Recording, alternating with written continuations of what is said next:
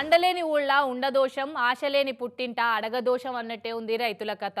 ఓ దిక్కేమో ప్రకృతి పగవట్టినట్టు చెడగొట్టు వానలతోటి చేతికొచ్చిన పంటలు వరదపాల చేస్తుంటే, ఇంకో దిక్కేమో కల్లంలా ఆరవోసిన వడ్లను కొనే దిక్కు లేక, పట్టించుకునే లీడర్ లేక, ఇగో కడుపు మండి పంటకు నిప్పట్టించిరు. ఎట్లా చూడుర్రి.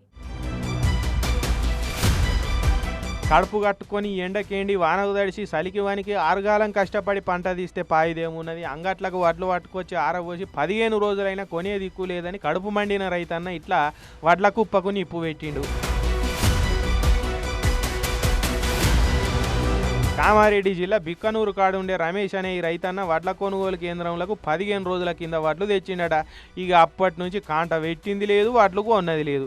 ఇంకెన్నొద్దులు తాతిపారం చేస్తారు. రోజు వాన పడుతున్నది, వడ్లు తడవకుండా కాపాడుకునే తందుకు కన్నా కష్టాలు పడుడవుతున్నది.